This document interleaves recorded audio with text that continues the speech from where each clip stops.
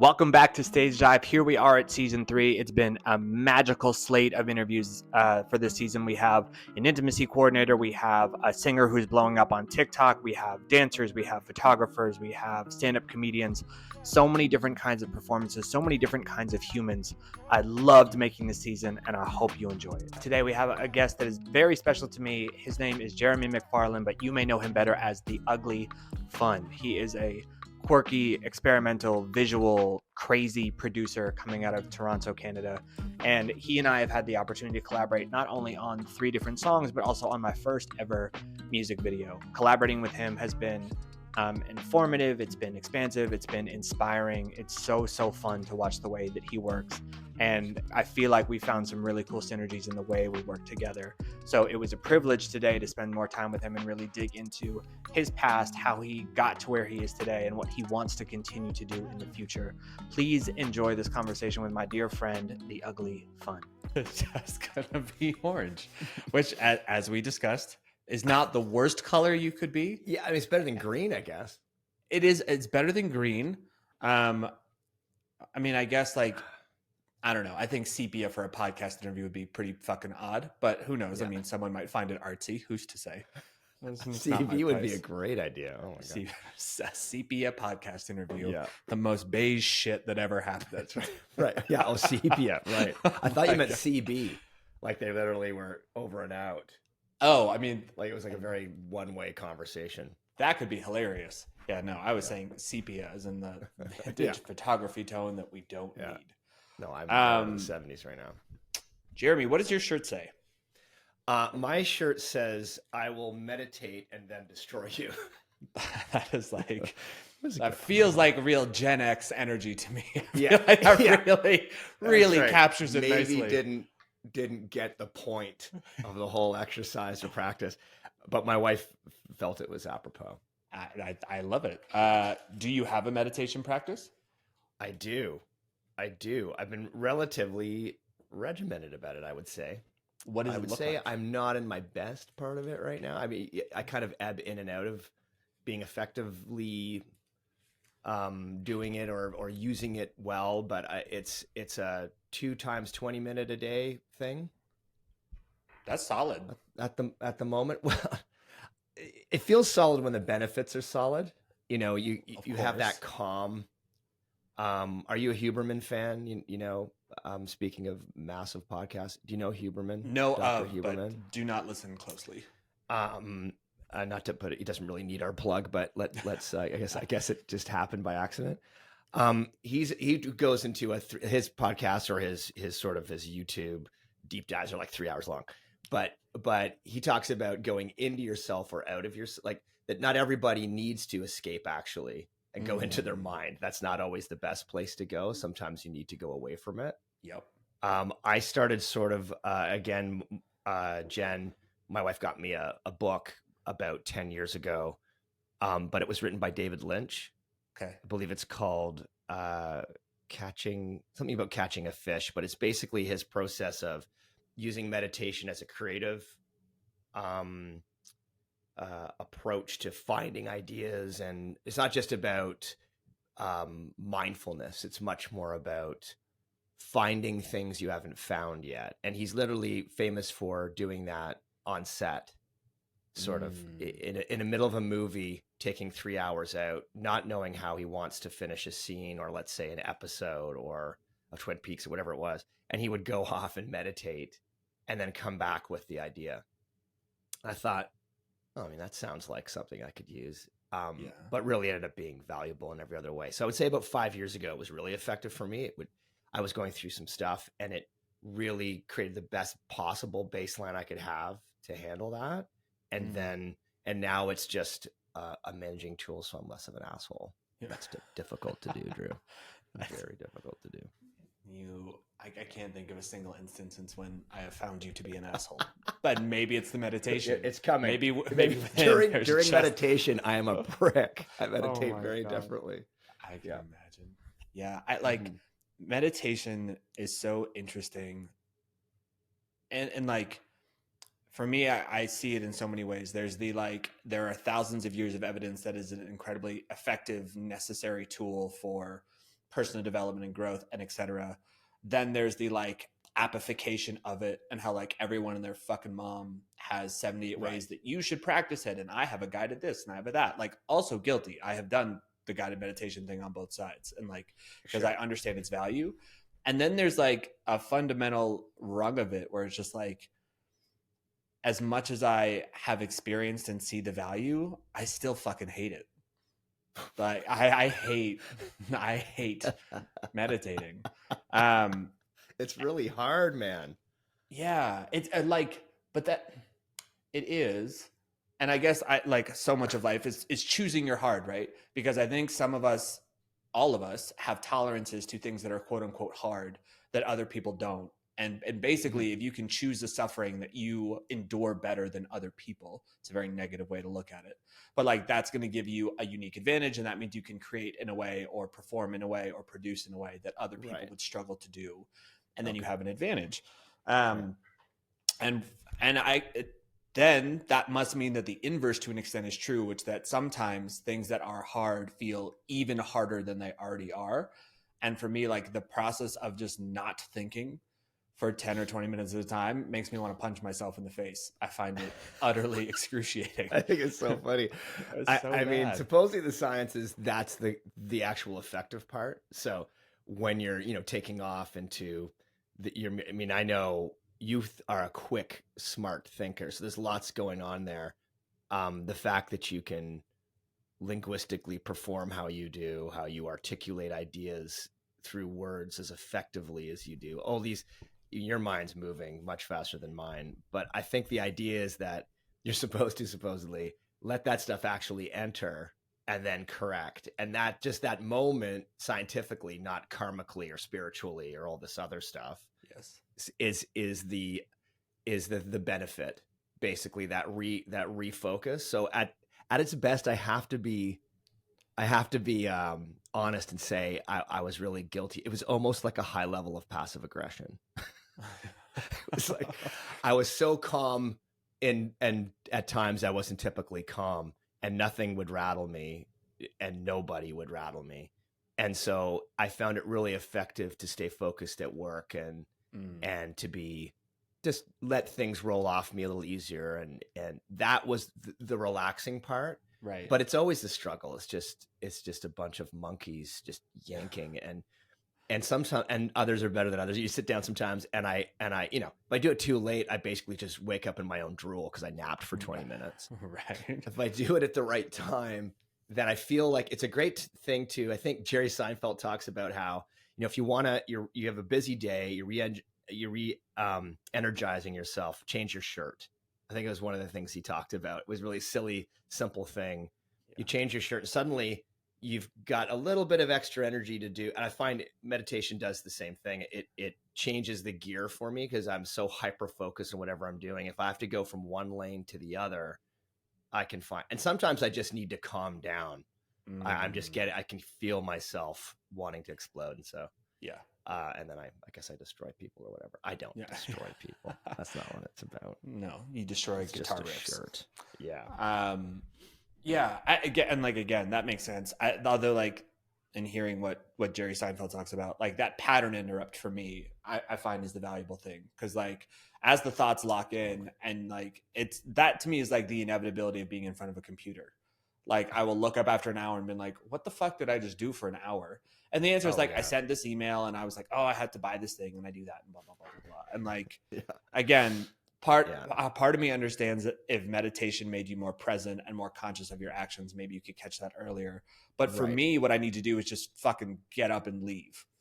Right. Like, even if I still have stuff to do, like, I just need to like walk outside around the block once to let my brain. Don't you usually just go outside and really lift really heavy things and then run in for 3-minute miles and all the rest of it that you're doing that's meditative. I mean, there's a whole separate conversation to this, which is like, sometimes, yes, like, again, learning to navigate the experience of being in your head with more grace, another way to sort of tagline meditation, is super valuable. So is moving your body. So is breaking a fucking sweat. Like, that's a lovely That's a way meditative to do state.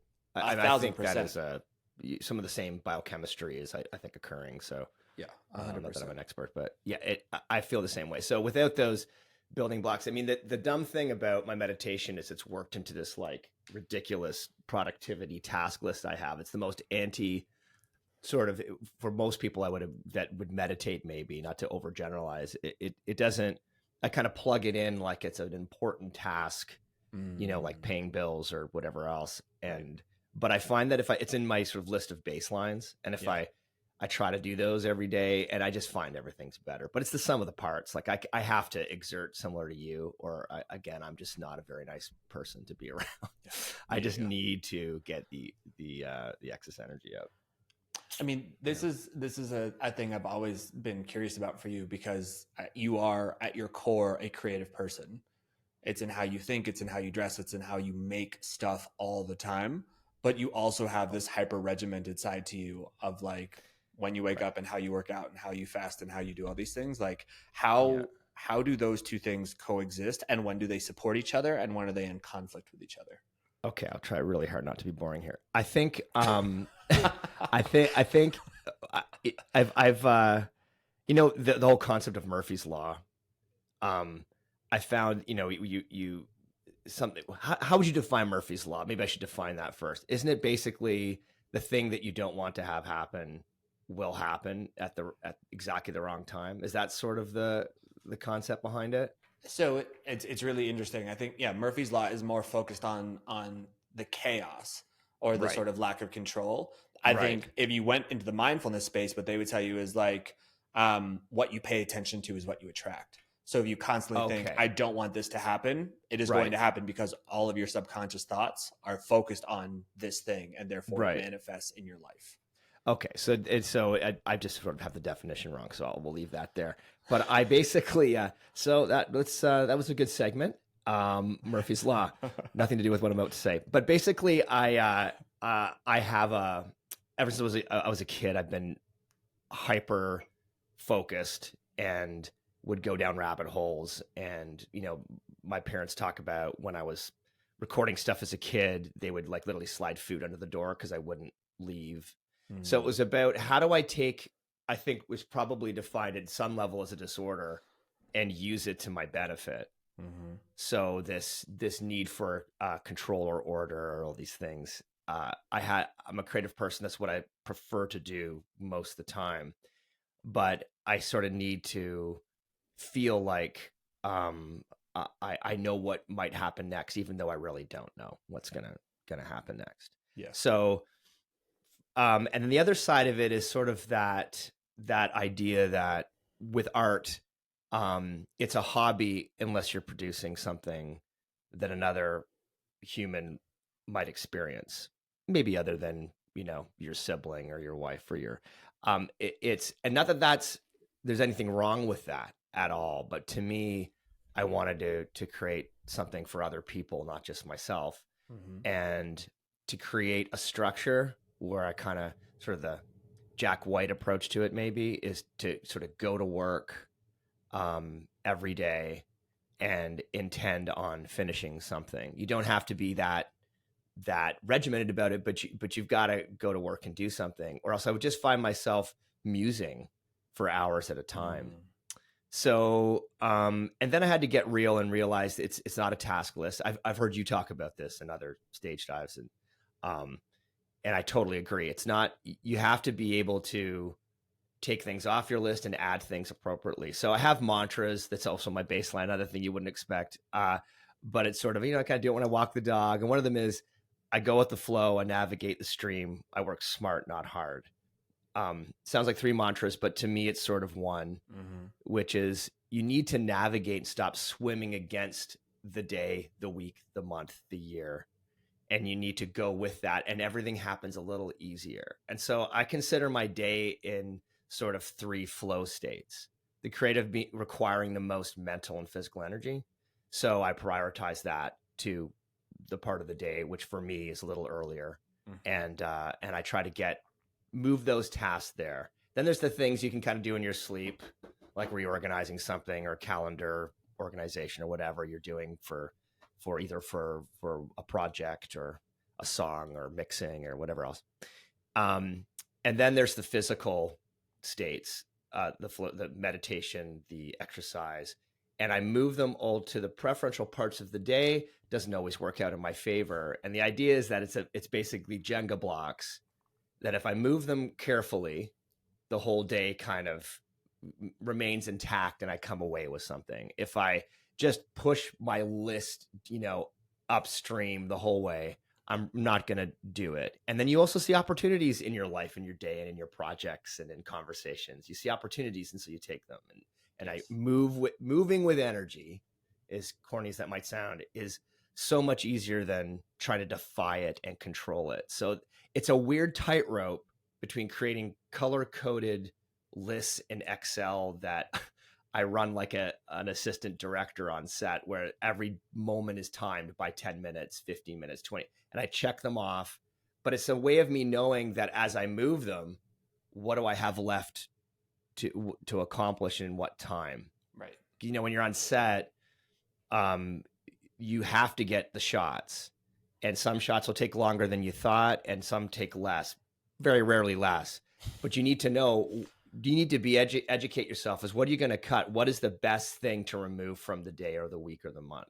Right. Not the thing that you're left with because you didn't. So that's where that control freakness comes in, combined with I think for me it's all about artistic productivity. As boring as that. So that's kind of what it is. No, it's not. I don't think it's boring at all. Have you read Rick Rubin's book? I have not yet. I know of it again through the Huberman podcast. Wink. No, it's an incredible book, and there's a number of authors who kind of write in the style where no chapter is longer than like a page and a half to 2 pages, and they're just these little pearls. And it like a cynical view is like anyone could write it because they're so wide sweeping and vaguely generic, and they're like life, and you're like, well, yeah. Like yeah. But they are informed by so many of his years of experience and working with so many different artists, and so there is like a through line of silver truth that is really wonderful. So cool. And something he talks about that I thought was so fascinating is like there are really 2 phases to a project, and in the first one it just requires infinite patience and really allowing a project or an idea to marinate and develop, and you take it for a walk and you don't need it to be anything, and you really just let it have a life. Right. But then there's a threshold where you've said, okay, this is what this is what I'm making. And then you have to completely switch gears and you have to fall into that, like, great, I am now executing. And I did a video shoot with you earlier this year. I just did my first on my own last week. That's exciting. Looks really good too, man. Thank you very much. It's going to be good. Look, serious setup there. Yeah. It was, and like it was amazing. But what I learned / relearned is that like the pre-production is where you get to ideate and be curious and try a lot of things. Once you're on set, here's the shot list, here's the order, here are the actors, and like you just have to move. Because if you start to indulge in like, well, what if her hair was this way, or what if we tried this lighting, or what if we did that, like you won't get to 2/3 of what you were supposed to get, and then you can't actually make anything. It's so true. It's so true. And the film sets are like that, and he kind of shoots because you have limited money, time, resources, people, patience, energy, and you really want to come away with something later in this sort of space of content, constant content building. Yes. But yeah, it's a very. I totally agree, though. I also find that even if I put on my list, shoot yourself in a pile of pillows, I need to have thought how it's all going to work, or else it'll take either 45 minutes or it'll take 3 hours. And the reverse is true, where if I don't have the concept, I just say shoot content today, and I don't let something marinate. Horrible. Just fail. I mean, nothing you intend ever works out the way you think it does anyway, which is part of the exciting part. But the other thing is just, if you don't really have a concept and really let that marinate, so true. That's a flow state you can't force. Yes. So for me, when I come down in the morning and I'm just writing, I don't know what I'm going to write, that's 2 hours. I can't give myself 15 minutes to do that. That's like 2. If I need to tighten up a mix, I can give myself 20 minutes to do that. That's a technical. We're already to that second phase that Rick's talking about. Yes. Yeah, I heard him talk a little bit about that. He's an amazing dude. He's like bucket list. If he's alive and I'm still making music, I would love to do a session with him. Talk about a fucking dream come true, man. God. All right. This next question is not. It's slightly disingenuous because it's coming with a lot of opinions. But I was thinking about it a lot this morning when I couldn't sleep at 4 a.m. Like that. So, like, if you think about content creation, ultimately, it's creative. Like, right? Like videos and music and tying things together and telling stories. Like, it is shit that you and I objectively like to do in many contexts. And I think we are not alone in being a set of creatives who, for the most part, have not yet found a way to do anything other than mostly loathe the process of trying to make content. Why do you think that is? I think isn't that the age-old artist thing though? It's just like, that's what the age-old. fuck? It's like the publisher phoning the author and saying, "When's the book going to be done?" It's like, loved writing the book, it was their idea and everything else, but you have to sort of hit a mark. So it's the need to have to that I think it's the constant struggle with artists, but it's at the same time so important. Yes. So it's the fact that, what is it, an algorithm, whatever tells you that you have to be in it is the one thing, because I really enjoy content creation, but I struggle with putting my own face in it. And then sort of, you're quite comfortable with that. You're good at it, and you're good at speaking to people. And I haven't done a lot of that in my content. Mine's mostly moving around and putting filters on things, but it's mostly a musical. So I struggle with having to do that, the sort of embarrassment of that, and or the possibility that is being read enormously narcissistically. That's I hate that. At the same time, the point is to connect with people, and I've connected with people like you and a bunch of other people that are just incredible humans. Yeah. And so I can't deny its effectiveness. Right. But you're also very, very good at your batching, your building of this content. You've got some good people you're working with. I attempted to do that last week as an anecdotal little, and it was like, that's what you call batching, Jeremy? Also, you went out and you spent 7 hours on one thing that was just so much more. It was literally just you're going to see it. It's just going to be that wood fucking wall behind me. And it took me 7 hours to shoot. It took me 4 hours to put it into PR yesterday, and then however long to edit it. And no one's going to go, wow. And so it's that kind of stuff that drives me insane, where I wish I could not only just let go, but just be able to more effectively batch. So my batch is now turning into 2 weeks, and now I'm posting as I batch. So is that really batching? That's more like doing the thing right before you need it to be done. Yeah. So that is what I endeavor to do better at. Like, you're very good at it. I can see the flow of that. I appreciate you saying that. And like, it's worth noting, like, this is my, I don't know, 4th or 5th go around of trying to build something with a social media presence. So like, plenty of failure in the rear view of getting it wrong many, many times. Oh, good for and you. Like, working. So much of what I was thinking about this morning is like, it's just like what we were talking about. Like, batching and all of that shit can make it incrementally easier. It doesn't solve the fundamental problem of, does this connect? Totally. Right. Like, I can have editors and batch everything and make it look all fucking pretty and yada, yada, yada. But if it doesn't have a why, or it doesn't have a way of connecting, it doesn't fucking matter. Like, what's been so interesting is like, this podcast in so many ways has been a commercial failure. Like, it doesn't, I haven't been noticing that, but it's all relative, right? You're just like, starting though, are you not? Like, how long has you've been doing it? Are we a year in? Ish. Yeah, So like, time. Yeah. Well, yeah.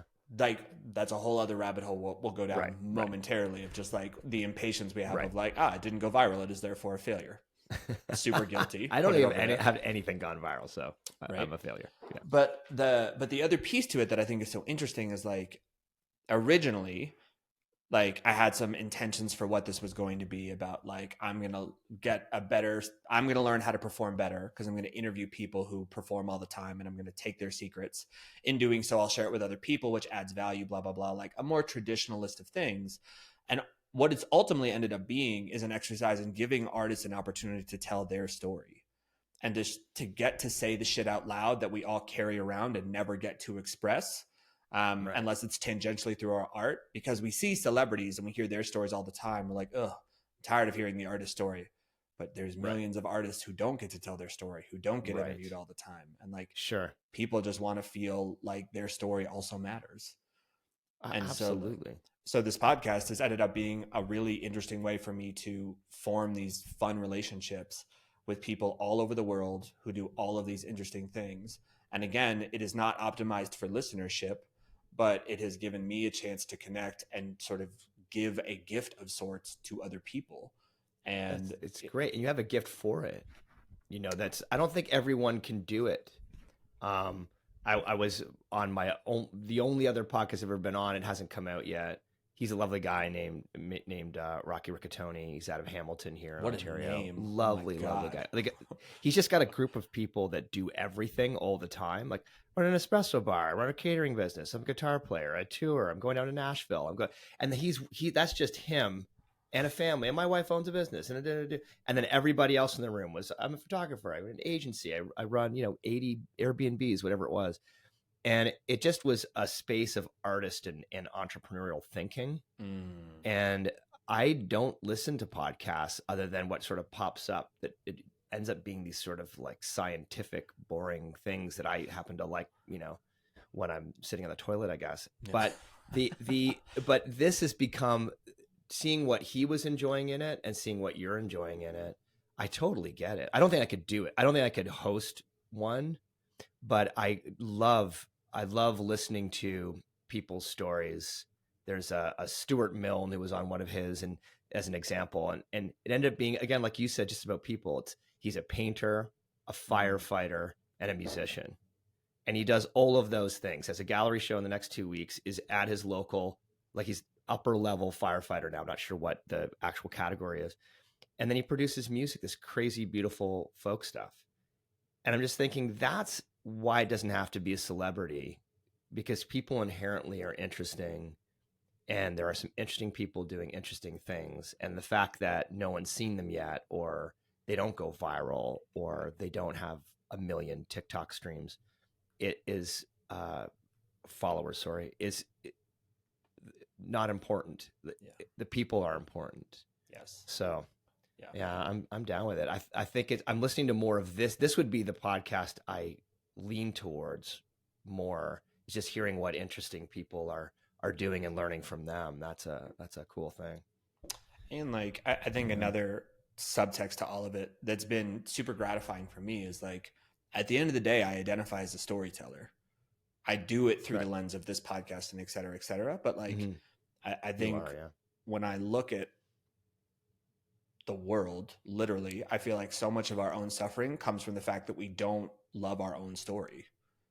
Right. Or like, it's boring, or I didn't achieve this thing, or it's not noteworthy in this way. And we completely undercut the fact that, like, the human existence is fascinating, and all the different little variations we have about how we related to our parents or our family, our friends, or sport or music, or none of those things. Like, they've all created a singular being who moves through the world in just a specific way. And that's worth celebrating. And then beyond that, we fall into this trap of being like, like, no one knows how I feel. False. Like, a lot of people, no one got to that feeling the same way you did. Again, like, the fall of the bowling pins only happened that way for you specifically. But whatever the emotional experience you had at the end of all that, there's a lot of overlap with how other people feel. And realizing that both can be true of, like, your individualism is really, really special and important, but also there's just a huge amount of connection available to us if we can drop the ego and just see that, like, you can be sad about something and I can be sad about something, and we can connect, and it has nothing to do with what we are sad about. Yeah.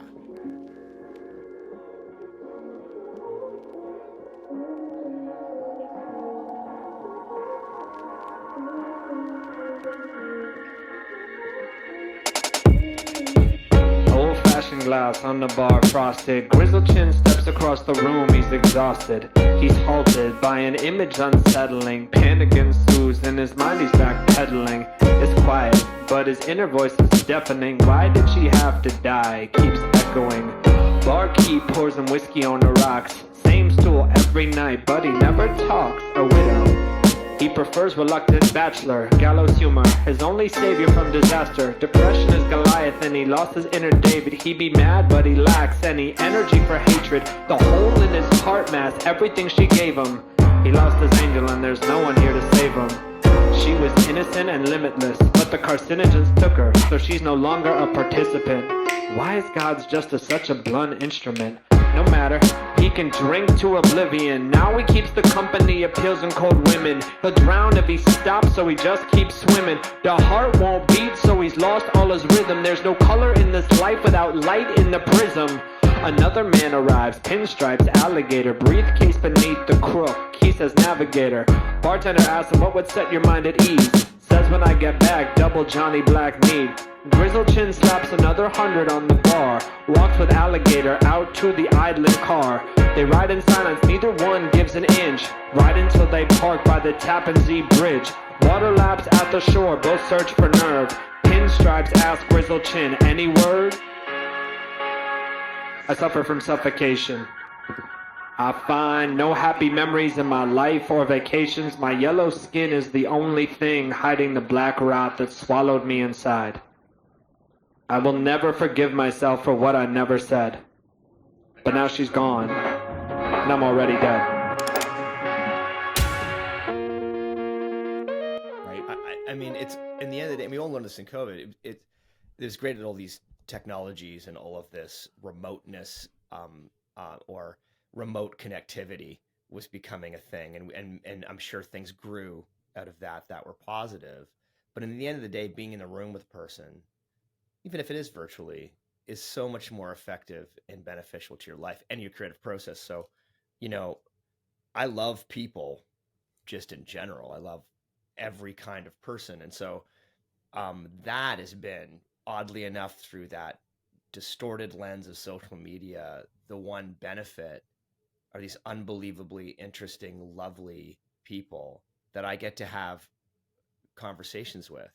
Yes. Whether it's within the art itself or literally just in DMs and learning from their experience, even to a point where I'm going through stuff and I remember even having DMs with people I barely met, and it was odd. It was almost therapeutic. I'd be very careful, like just offloading on somebody, but they ask you a question and then you sort of feel like, how honest should I be? Not like, how you doing today? Well, let me tell you, that's, sit back and get ready. Person. Yeah. You probably should meditate more if you're doing that. Yeah. But if you're going through something, it was amazing how just the human condition, and as you say, the sharing of that and realizing that people share it, there's overlap in all of that. Yes. And there's something about not knowing a person very well that hopefully puts you in your best behavior. You can kind of reconnect with the better parts of you and kind of curate yourself just a little bit. I don't mean in the narcissistic way of everything looks pretty and using filters and removing acne, but like curate the way, choosing your words properly, just thinking, just being more maybe mindful. Yeah. When you deal with people, we kind of do that. Generally, I think when you type to somebody all the time, the sort of the Twitter sphere thing, that gets a little ugly and more road ragey. But the talking to somebody and seeing their face, you don't tend to be as dismissive, and then things are just so much better. And in art, you have to. There's a comfort level, right? I mean, you and I work together, and it's just it was very quickly comfortable. But you need a safe kind of thing to be truly creative. Otherwise, you're afraid to submit your work. You're afraid to share it, afraid of judgment. And that's all there anyway. But I mean, people are amazing, and every different kind of person is doing some insane shit that I'm just so excited by. Whether they have 40 people following them or 35,000 people following them, it's kind of somewhat irrelevant. Right. Yeah. And like, I have two thoughts. That's not true. I have three. Not surprising at all. You have a lot more than three. I have a lot more than three. You can just let it rip. The first is like Brene Brown's quote that I hang on to so closely is it's hard to hate people up close.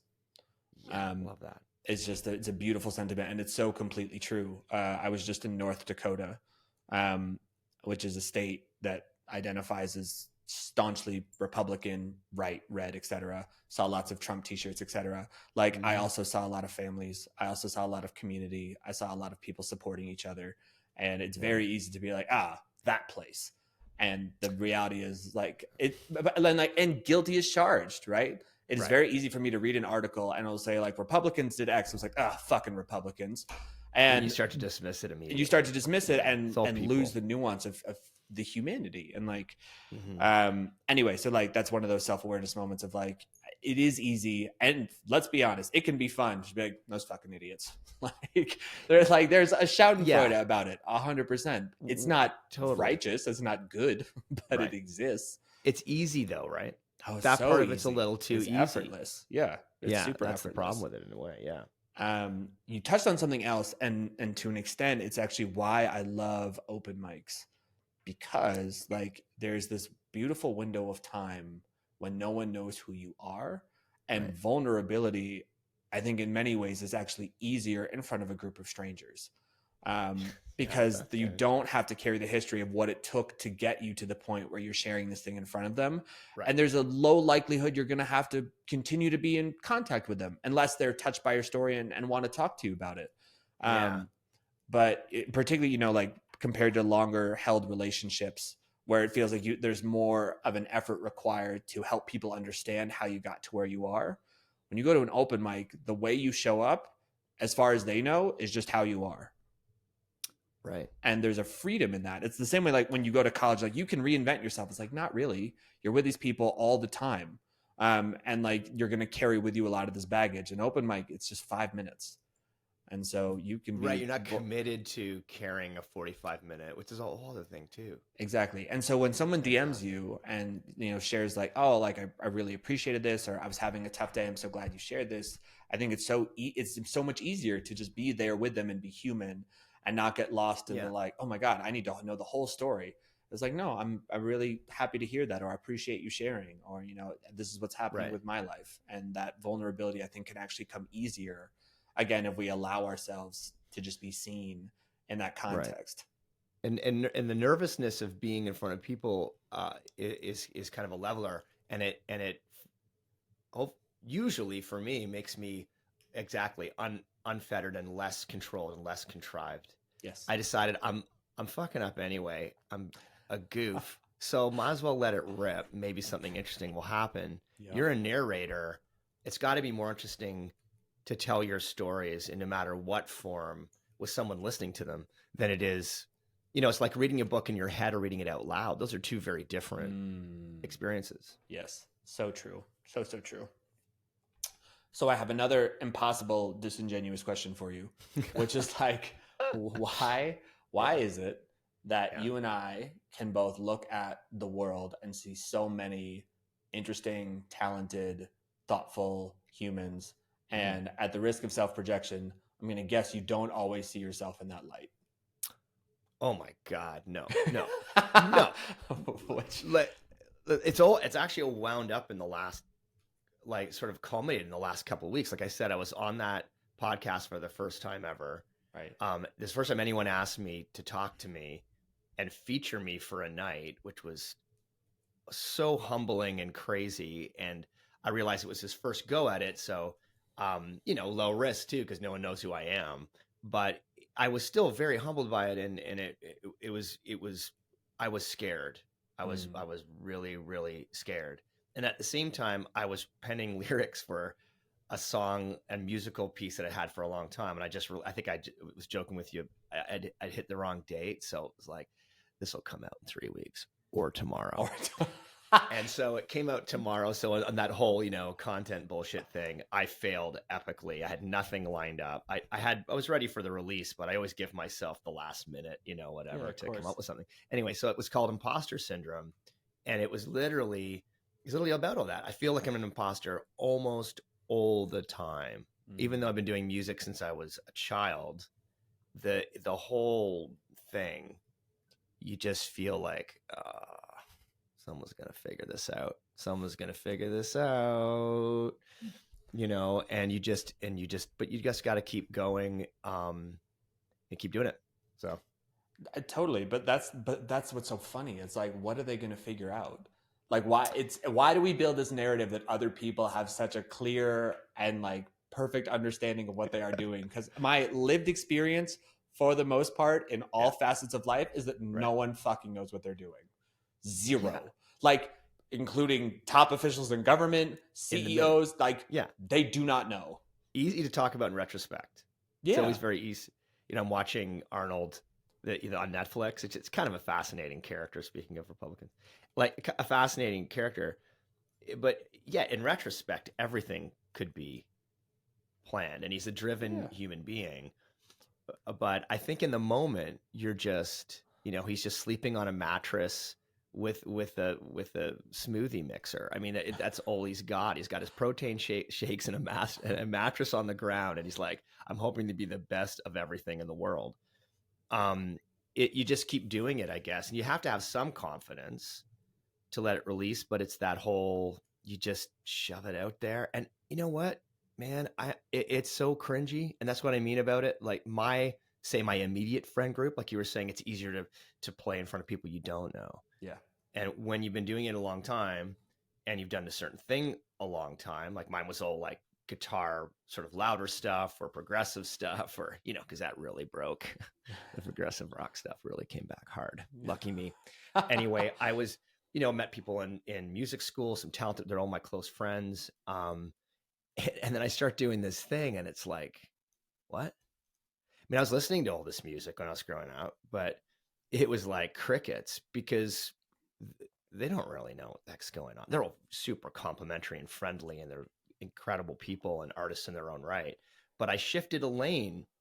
And so you just got it. But I just did it for me and for hoping I could just make some different kind of music. I've never done hip hop collabs before. So that idea was new to me. It was an interesting challenge. I'm like, if I fall down, I fall down.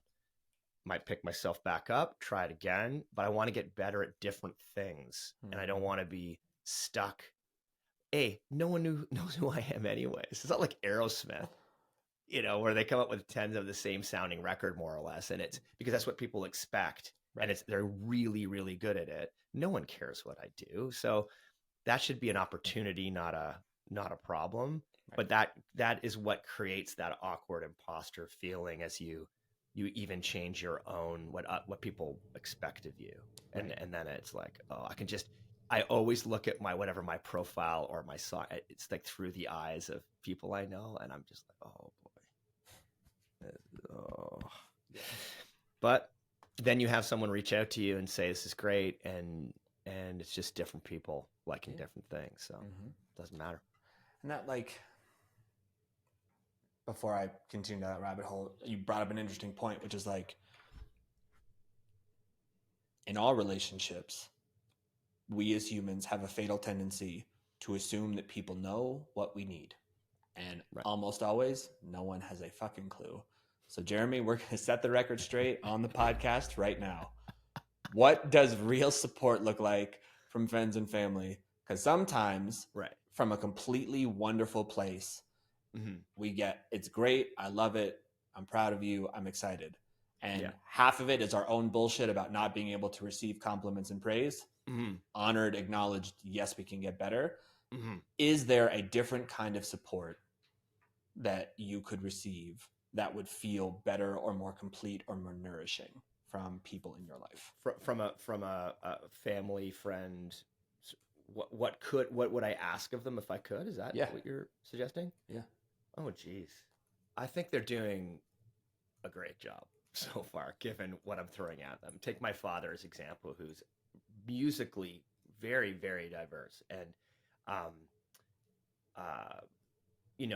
was the first person to put a reel-to-reel tape machine in front of me, to buy my first drum kit, to all of this stuff. He was so pro music and helping me with all of that stuff. It was his piano I learned to play piano on that he bought himself in university.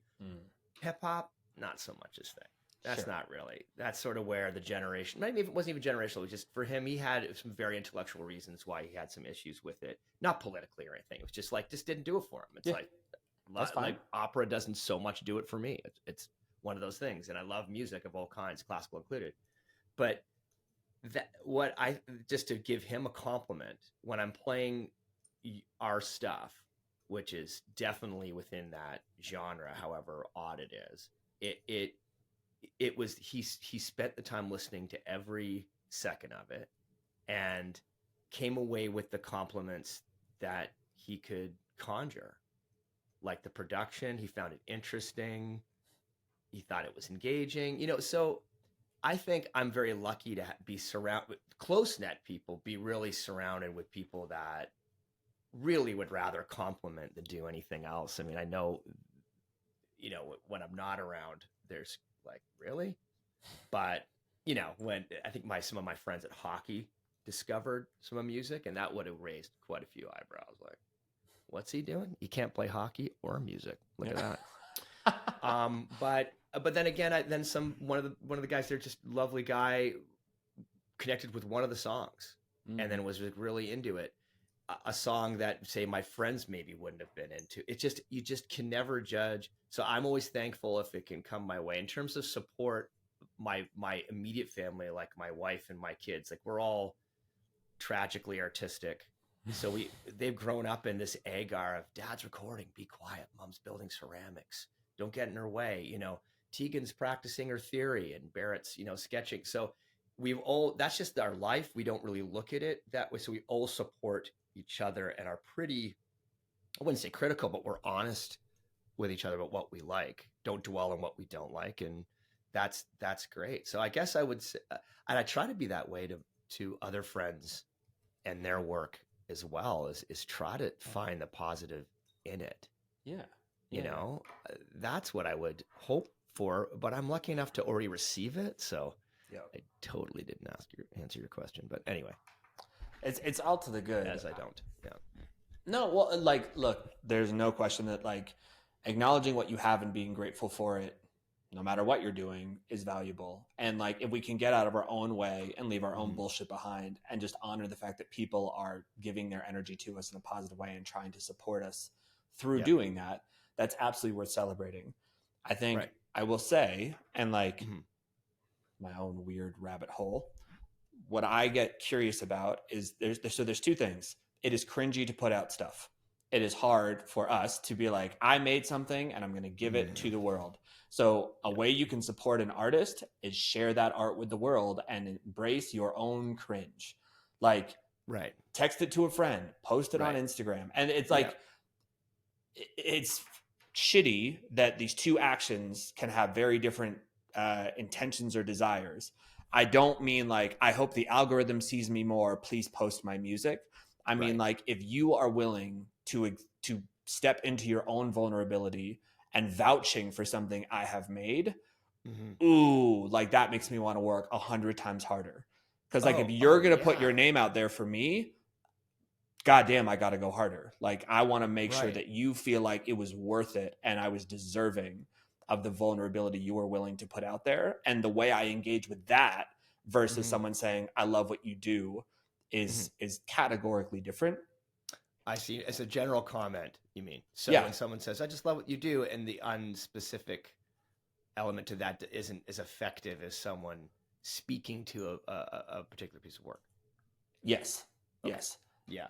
That's part of it. And then, like, the second thing I would say that, again, I think is interesting, there's a myriad of reasons why this is true, but I think two come to mind specifically.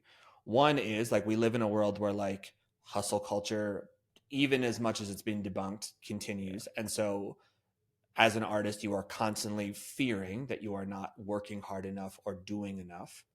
And the second part of it is, like, artistic work is nonlinear. And so much of what's talked about is, like, you need these structures and you need these things. And, like, sometimes, yes, as we discussed, you can step into them, and sometimes you can't. And sometimes, like, you don't write songs for a period of time, or sometimes you don't post content for a period of time because, like, you're a fucking artist and a human, and there's variability there. So I think when people are thoughtful about not just saying, like, let me be careful with what I'm saying. Anyone who says I heard your song and it connected to me is fucking amazing, and I'm super, super grateful for it. But if I think about the insecurities we carry as artists, like oftentimes for me, it's not actually worrying about it connecting. It's, am I doing enough? Right. And so when someone acknowledges like, you've been creating a lot, I see that you're out there, I see the work that you're putting in, I acknowledge that you are working hard. Yeah. It's like, God, it's like being able to get an extra breath when you're underwater. It's just like, okay, as hard as I'm working, as much as I'm fucking churning water and to keep my head above the surface, someone noticed. I'm not going to drown alone with no one having paid attention to what is happening right now. It sounds dire, but man, I'll tell you, like sometimes when you've been at the computer all day and you're working on your X number of content and the last 2 you posted got seen by like 8 people and the streaming numbers aren't what they're supposed to be and you don't know what's going to happen with this rollout, it's like, just the pressure is so much.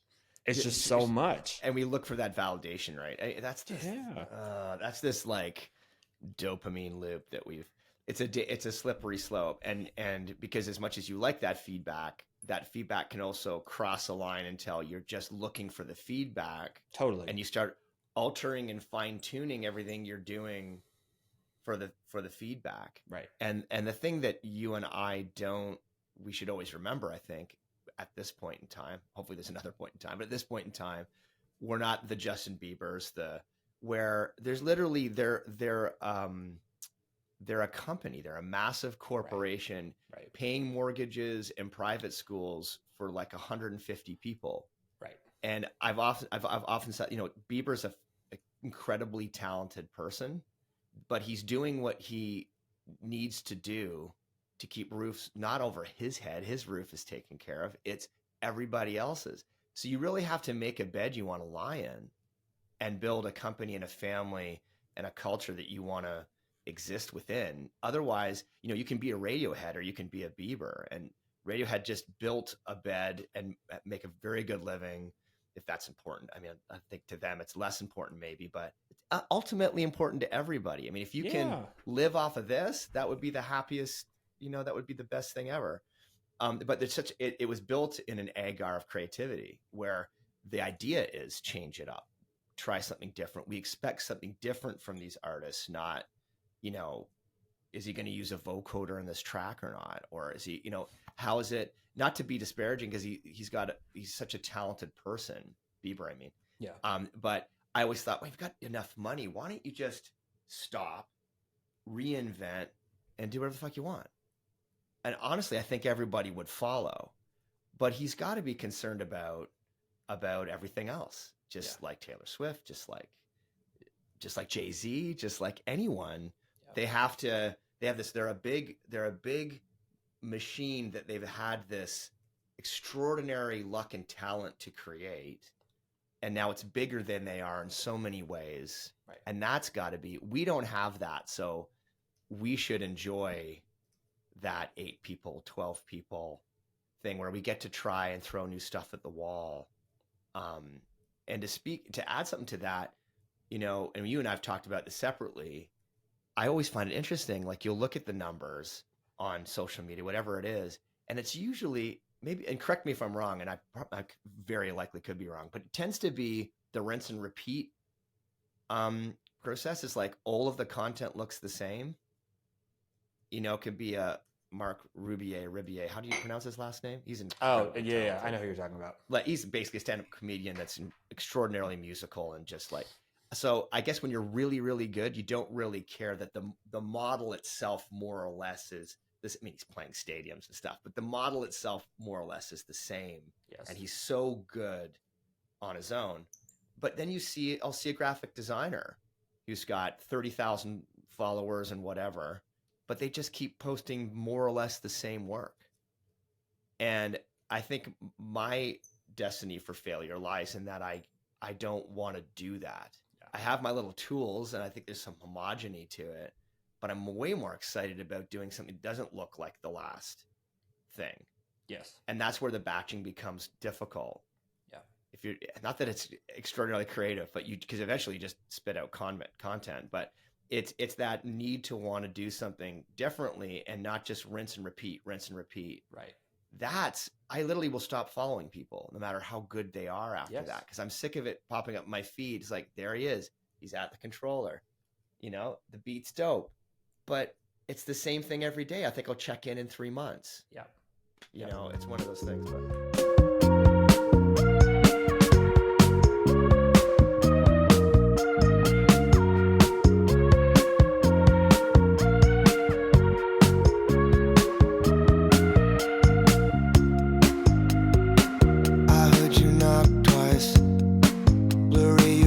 So I let you in.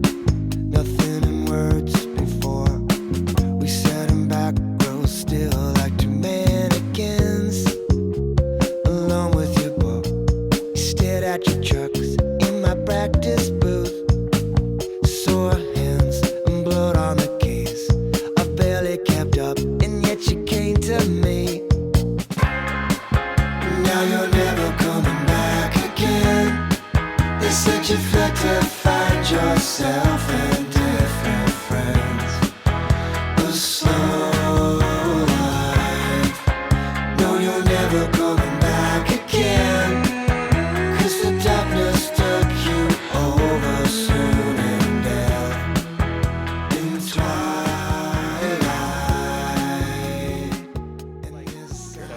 No, this is such an interesting nexus of so many things we've been talking about, because your desire to share different stuff is a form of the validation, because the reason you create different stuff is for you.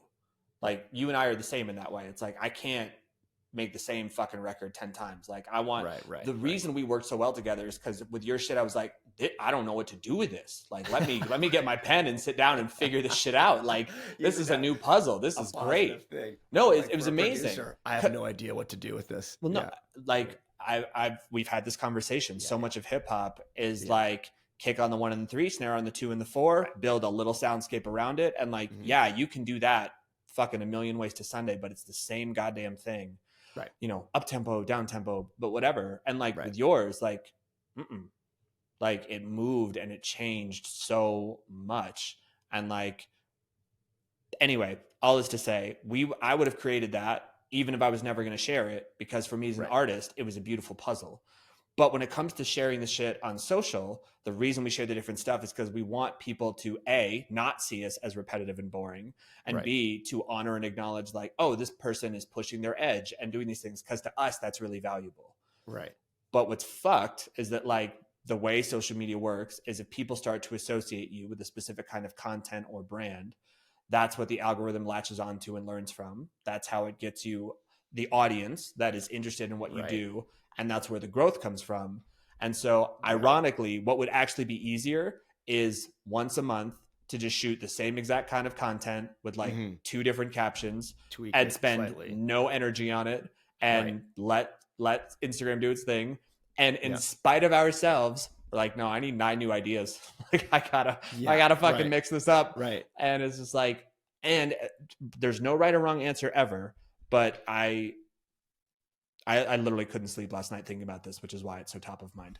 But it's interesting to be in the inquiry of, is this a situation like the podcast where like, I know I'm doing it in a way that is not as quote unquote commercially viable, but it's nourishing, and therefore I want to do that? Or am I falling victim to the fact that like, I would need people to see that I am working hard and trying and experimenting, which actually I don't. I would like to, because I want the validation, but I actually don't need anyone to see me in that way. And if I don't need them to see me in that way, I don't have to work so goddamn hard to prove to the world or social media or anybody else that I'm this interesting person.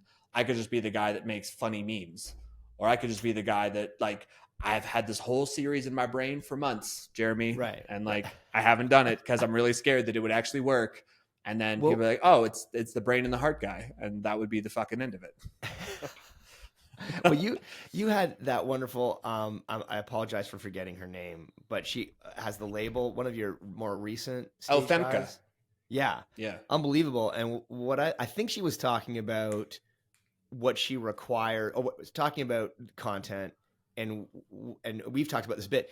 There's the music thing, but the hammering someone over the head with like, here comes a signal, here's a single, single's 1 hour from now, it's 30 seconds from now, it's 2 seconds from now. It's like, it's completely ineffective, especially when no one knows who you are. And I think badgering, and is more likely to get unfollows, at least if I was following it. Yes. No one cares if I am. But it's one of those things where I would rather just it almost pop up and go, okay, now I can go down this rabbit hole or not, and have some content surrounding it. But I liked her point about there's this music thing you do, or this hip hop thing you do, which is music, sorry, or this writing or medicine, or whatever it is. But these other 3 things that make you an interesting person, flushes you out. I don't know if that drives the algorithm or not, but I love the concept of supporting, because I don't post my kids a lot. I don't get into, I'd rather it stay in the music / art kind of zone, but I probably could learn from that a little bit and share my interests without being completely transparent and letting somebody into my house. But I like that idea. It was a nice decompartmental. It's sort of a blah, blah. It was sort of a clear and cut way to communicate that idea. So it's really cool. Yeah. But I think that's you're right. I think that all that stuff drives the algorithm. The repetition drives the algorithm. Yes. But I mean, I have a brand problem too. I mean, less so than you in that it's a hip hop thing. Oh, he's sad and he's on the sofa, he's playing guitar. Oh, there's synths in the thing. Like my brand, because it's producing for people, is all over the place, that when I do ads or I try to promote, they kind of go there. And so I tend to collect these people that are interested in it shifting, which is less people than I think, wait a minute, what are you doing? And then I sort of feel bad about the whole process. But because if you came for me to be forlorn on a sofa crying into my guitar, then this other thing that I do is so the opposite of that in every way. So it'd be nice if I get the idea that when you go to someone's profile in a mood or in a space, it's nice to be able to. It's like if you're listening to a record, right? If it goes every which way, you're like, when am I supposed to put this on? Like, what mood am I in? You know. Yeah. So I understand there needs to be cohesion, but I find in the content world, I'm inspired by changing things up, and for you, I think the podcast thing, it's great. Like, you do what you like. I do truly believe in that. If you do what you love, then everything's going to be easier. You can't do what you think people love. That's the worst. Yeah. You know. Yeah. Even if no one loves you. Well, yeah, 100%. I mean, I think the other thing you get to watch on social media, which I wish I didn't spend as much time on, but here we are. Like, someone has an idea, the idea goes viral, and then you watch a bunch of people copy it and it doesn't work. And the reason it doesn't work is because there's an underlying organic reason the original person created the content. Totally. People make it derivative and they're like, oh, I can also do a skit where I am the producer and the artist talking to each other. And it's like, yeah, but the reason it worked originally is because the person filming is an actor. And so he's not only creating the storyline, but he's telling you about his life through what he is showing you on the screen. If you're just a random artist, if you're just a random artist and you do it, it's not going to be as good because you are not an actor, but also you're not showing someone a part of your life that is real or that they can connect to. It is purely to drive eyeballs, and that shit doesn't work. People can smell it, just like they can smell AI, just like they can smell. I think that's the great thing I think that's a really optimistic thing to realize for the future, is that, like we started talking about, people drive everything, and people can smell when things aren't real. Yes. Yeah, you'll fool a few people, but generally speaking, people know whether you're full of shit or not. Yes. That's not going anywhere. I think that's great. It's what makes good music good music. Right. It's when things do well, people are just no matter how simple, no matter what it is. Right. I think that's the best part about art, is that it's all art, just good or bad, or effective or not, or less effective. Yeah. I thought I will offer to you, for what it's worth, because when I think about, like, you have a very specific aesthetic. Like, it's varied for sure, but like, you self-acknowledge it is a weirdness that you like to create. And so Yeah. Like what I get curious about is like, what would it look like for you to better help people understand where that weirdness comes from and where that perspective comes from? I could sum it up in a word. It's fear. I'm Go more on. comfortable. I was getting really critical of myself lately because I'm like, you don't smile at all. Like, you look like you actually think this is cool. That may be a problem because the entire time I'm either angry with myself or laughing at myself. And yet my expression, because I'm not an actor, is not conveying any of that. It's just sort of because I'm just basically concentrating. Right. And the concentration just looks like, wow, he thinks he's so cool. And I really don't. And so it's one of those things where I think that I can, it's out of fear that I conjure the idea. I purposely do things that I'm uncomfortable with to try to get over the fear. Then I'm fearful and angry the entire time I'm making it. I often thought one of the most scary moments would be someone filming me film by myself if I didn't know it, because it's like some weird psychopath it's all anger at myself and yelling, and my kids and Jen is always like, what are you yelling at? Like, what is going on down there? Don't you meditate? Well, it doesn't do much for me. So I take it out in the yard a little bit, and I like to make things. I'm refreshed by a new idea. At the same time, the weirdness is also about hiding, because I think there are some, stunningly, simply beautiful people that can throw a light on their face and it's natural and they're who they are. This is just a reality of life. I think, thank God, in a way, that there are people like that. It's a lovely thing to listen to and to look at. I don't consider myself in that category, so I'm always trying to not bore people is the other part of the fear. Try so hard not to be boring. And it isn't about people clicking away in the first 15 seconds and to get the full 30-second feed the algorithm. It's more just, I prefer you not want to skip past it. That would be good. And I don't always achieve that by far, but yeah, that's where the the awkwardness is all really about how I shield my fear or how I deal with it. It's a little easier in that I don't have an audience, there in front of me. I can control it a little bit. There's the control side of me again. So I like the fact that in content I can cut and I can edit, and I can use those tools. I don't smooth my skin or do shit like that, but who cares anyway? But it's more about trying to make the thing interesting. We've got tools that can make it interesting, but then you can cross the line again. You're like, wow, what is going on? There's just so much shit layered on top of this. So it's about trying to find a balance. But again, almost everything I start out to do in content creation is hardly ever what I thought it was going to be. Which is sometimes exciting and mostly discouraging. Why discouraging? There's something like in music, I can come down without all the visual shit and concentrate. I think you referred to it as my test tube, my wooden test tube, which is kind of what it is. I get to experiment with myself and do things and fall down when no one hears me. And I just get into shape, but I'm more comfortable in that, in a compositional producer like role. I feel like even if people don't like it, I'm like, I like it. Yeah, it's all right.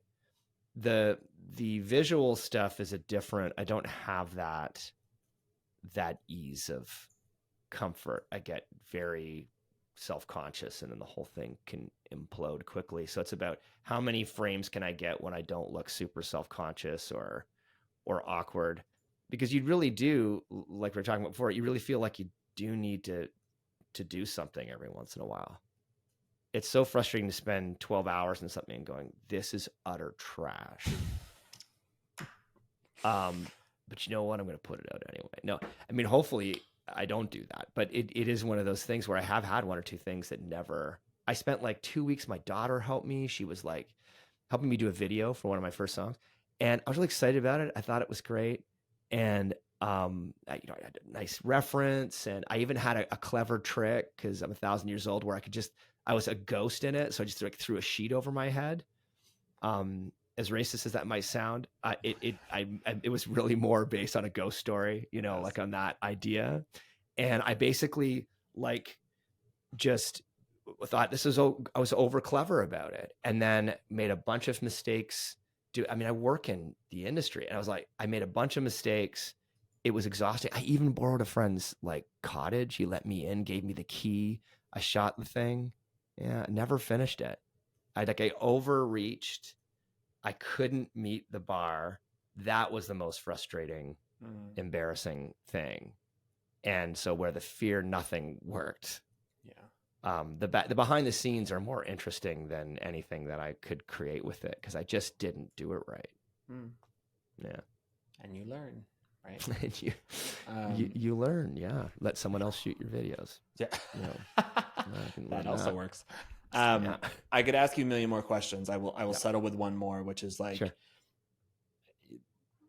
I think we get along well because we are both in a space where we acknowledge like we do good work, but we're also very self-critical, and we are also constantly in this question of like, how do I just get better? Like I'm not gonna fucking get it right tomorrow, I'm sure, but I'm gonna keep going and I'm gonna keep figuring it out. If you could look 5 years down the road, and you felt like within that 5 years you quote unquote figured it out, what do you think your life would look like in 5 years time? Oh, I need a few lifetimes, but let's say it's 5 years. I would say that I'm doing music production. That's predominantly how I generate revenue. I get to work with every different kind of artist. They come record with me. I get to ghostwrite for people. I keep on putting out music, and I keep on doing more high def, interesting content because I can at that point afford to. Not that the tech makes the ideas better, but just that I can execute it. Right. Basically bring more people on that are talented, so that it's not just this one person hacking around in a closet. That would be a goal that I have for that. I do want to take a little sidebar quickly, though, in the middle of that, answering that question, because I have attention problems. I do want to say that we did do a video together, and it was exceptional. And I've said this, not in the podcast yet, but I was unbelievably blown away at how not only professional, but incredibly talented and consistent you were. I was so overwhelmed by the process myself of I didn't want to let you down. And I had friends that were shooting it. Shout out to Casey Armstrong and Tegan Armstrong and that whole crew that just killed it. Shauna, the makeup art, like just unbelievable talent, and which would put pressure on me because when I'm in this closet with my phone and a light, it's like no one cares. It's like you're not letting people down, but when you've got that, like you said, once you get into that regimented mode, okay, it's go time. You want them well fed, happy to go home on time is almost as important as what you come away with, that you didn't torture these people while they did it. You made that seamless. I've never seen, it was my brother that told me, he was there shooting stills and stuff, which we've been using behind the scene, Chris. It was like, he said he never messed up a line. Like when you do videos, people mess up their lip syncing. We're doing a very wordy, like this is not just singing a chorus, hey baby. It was like a bunch of words, as hip hop tends to be. And you just would nail it to your own performance over and over, which means we were just doing takes for alternate visual takes, never had to do takes for you. That is being done a bunch of music videos, even working with Drake, even working with like high level people. That's not the case. He's pretty professional, but that's not the case. Yeah. Where you're constantly, the artist is a thing that you need to work around delicately and get it done. And it was like, you're just a machine, and it was creative, and it was great. I'm really proud of what we did. Yes. And so I wanted to say that because I know you sort of, you kind of threw that in there before about you're really, really good at that. And if you're already doing this now, 5 years from now for you, this is going to be, I love how you're throwing everything at the wall. And I think that's really, really, really, really smart. Thank you. But yeah, if I could be, it would be doing more of this, more performing. I want to get a band together to play live. These are all things within my list goes on, and no one wants to hear that. So that's basically the idea. Yeah. You beat yourself up too much.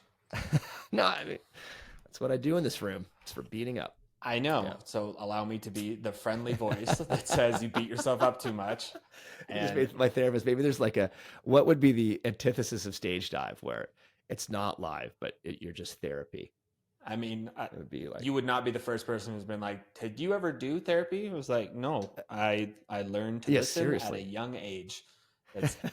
That's oh gosh, such a good most of skill. what therapy is. It's just creating space where people can talk and not feel judged or skill, scared yeah. or any of those things. Yeah. That's it. No, well, That's thank you for that. Yeah.